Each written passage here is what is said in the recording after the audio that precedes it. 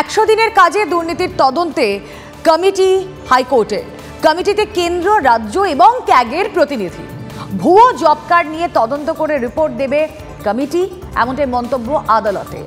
327টি বাংলায় লেখা post card পেয়েছি, এমনটা জানিয়েছেন বিচারপতি। আরও একবার আপনাদের জানাই, 100 দিনের কাজে দুর্নীতির তদন্ত এবং সেই তদন্তে কমিটি হাইকোর্টে। কমিটিতে কেন্দ্র, রাজ্য এবং ক্যাগের প্রতিনিধিরা থাকছেন। ভুয়ো জব কার্ড নিয়ে তদন্ত করে রিপোর্ট দেবে এই কমিটি, এমনটাই মন্তব্য আদালতে। 327টি বাংলায় লেখা পোস্টকার্ড পেয়েছি, এমনটাই জানিয়েছেন প্রধান বিচারপতি।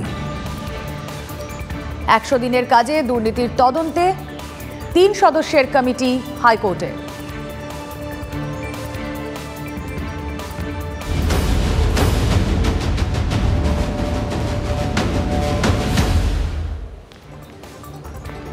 জমিদার শাহজাহানকে নিয়ে কথা না বললেই নয়। তেভাগা আন্দোলনের ভূমিতেও শাহজাহানের প্রত্যক্ষ মদতে জমি কেলেঙ্কারির অভিযোগ। আর সন্দেশখালীর বেরমজুর পঞ্চায়েতে তেভাগা আন্দোলনের ইতিহাস রয়েছে। ঐতিহাসিক জমি আন্দোলনে যুক্ত থেকে প্রাণ হারানো কৃষকদের জন্য রয়েছে শহীদ বেদি। ক্ষয়িষ্ণু সেই শহীদ স্তম্ভের মতো তেভাগায় শাহজাহানের দাপটে চাষিরা আজ জমি হারিয়ে অসহায়। সেই ছবি আপনারা দেখুন। আমরা শুনবো নারায়ণ সর্দারের অভিজ্ঞতা, কিভাবে বর্গা আন্দোলনের মাটিতে 14 বিঘা জমিতে বর্গা চাষির অধিকার লুট করেছে এই শাহজাহান বাহিনী। বেরমজুরের অন্তর্গত তেভাগা মোড়, এখানেও জোর করে জমি দখলের অভিযোগ। জমি আন্দোলনের সঙ্গে যুক্ত ছিল এখানকার মাটি, তাই এই অঞ্চলের নাম তেভাগা মোড়। সেখানেও 14 বিঘা জমি জোর করে দখলের অভিযোগ শেখ শাহজাহানের ভাই শেখ সিরাজউদ্দিনের বিরুদ্ধে। শেখ শাহজাহানের ভাই সিরাজউদ্দিন শেখ, সিরাজউদ্দিন শেখ, উনি এই জমিটাকে জোর করে আমাদের বেনামি করে এই জমিটাকে দখল করে নিয়েছে। থানায় এফআইআর করেছি, বেএলআরও করেছি। বেএলআর বলছে যে এই এলাকা, আমি এখানে যদি চাকরি করতে হয় আমাকে, তাহলে আমাকে এখানে তোমাদের কথা শুনলে হবে না, তোমরা ওপর মহলে চলে যাও। আইনত কিন্তু তোমরা বর্গাদারে পাবে, আইনত কিন্তু পাবে, কিন্তু আইনত করতে গেলে আমাকে এখানে ধামাখালি পেরোতে দেবে না। শেখ শাহজাহানকে তো সবাই বলছে মাসিহা, ভগবান। ভগবান নয়, ভগবান ওপরে, ভগবান ভিতরে শয়তান। এদিকে বোম মারবে, এদিকে বন্দুক গুলি মারবে, সন্ধে হলে আর বাড়িতে দাঁড়াতে পারবো না। সেখন সব বাচ্চা কাচ্চা নিয়ে সেই মাঠের মধ্যেখানে থাকতাম। ধান চাষ হয়েছে, ধান জমির ওই আইলগুনে শুয়ে থাকতাম বাচ্চা কাচ্চা নিয়ে রাত্রিরে লুকিয়ে। লুকিয়ে থাকতাম। এই পরিস্থিতি এখানে? লুকিয়ে থাকতাম তো একদম। বাড়িতে সন্ধে হলে গিয়ে বোম ফাটাবে। এক ঐতিহাসিক পটভূমি তেভাগা আন্দোলন, এই ভূমি, এই জমি তার সাক্ষী। কিন্তু সেখানেই দেখুন লুটের রাজ চলছে। লুটের রাজ চলছে কার হাত দিয়ে? শাহজাহান বাহিনীর হাত দিয়ে। আমরা সরাসরি চলে যাব, সৌরভ দত্ত রয়েছেন সঙ্গে। সৌরভ, একটা আন্দোলনের মাটিতে আমরা যেটা দেখতে পাচ্ছি সেটা হচ্ছে মানুষের অধিকার লঙ্ঘন করা। এটা তো প্রথম নয়, এটা তো আজ হচ্ছে না। তুমি গিয়ে খবর করার পর তো এটা TV9 বাংলার দর্শকরা অবশ্যই দেখছে, কিন্তু প্রশাসন তো আগে থেকে জানতো, কেউ কিচ্ছু বলেনি। কারণ শাহজাহান বাহিনী বোধহয় তাদের থেকেও এগিয়ে ছিল, তাই না?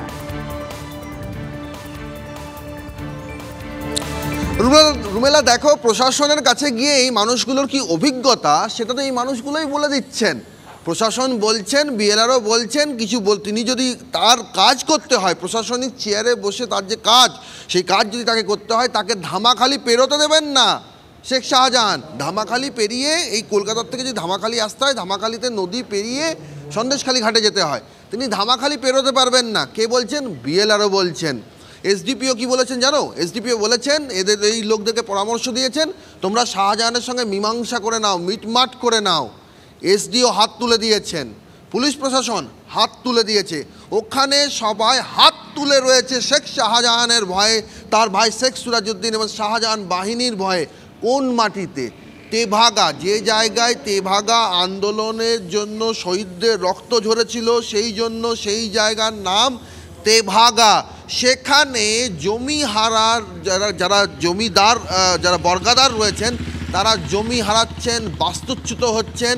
মুড়ি মুরগির মতো সেখানে বোমা, বন্দুক, গুলি বার হয়। সেখানে বন্দুকের নল দেখিয়ে জমি লুট হয়। কোন সরকারের আমলে? যে সরকার সিঙ্গুর নন্দীগ্রাম আন্দোলনের কথা বলে, যে সরকারের কাছে জমি আন্দোলন স্পর্শকাতর বিষয়, যে সরকারের অন্যতম স্লোগানই হলো মা মাটি মানুষ, আর সেই সরকারেই মাটি হারা, ভিটে হারা, একেবারে গরিব এই চাষিরা। একেবারে সেই ছবি আমরা তুলে ধরলাম। সৌরভ, অনেক ধন্যবাদ। জমি দখল নিয়ে কি বলছেন শাহজাহানের ভাই আলমগীর? তার ভাইয়ের দাবি, যেসব জমির কথা বলা হচ্ছে সেই সব জমি তার দাদা শাহজাহানের নয়। শাহজাহান তৃণমূলের জার্সি পরে রয়েছেন। অভিযোগকারীরা সবাই বিপক্ষ রাজনৈতিক দলে। আদিবাসী সম্প্রদায়ের কিছু মানুষ তারা জোর করে জমি দখলের অভিযোগ করছেন। যে সম্পত্তিগুলো শেখ শাহজাহানের না, সেগুলো দেখানো হচ্ছে। সব কিছুর পেছনে একটা রাজনৈতিক ষড়যন্ত্র চক্রান্ত আছে বলে মনে করি আমি ব্যক্তিগতভাবে। নিশ্চয়ই তার তদন্ত হলে সেটা পরিষ্কার হবে। শেখ শাহজাহান তো একটা তৃণমূল কংগ্রেসের জামা পরে আছে গায়ে, নিশ্চয়ই তার বিপরীতে যারা থাকবে তারাই করতে পারে।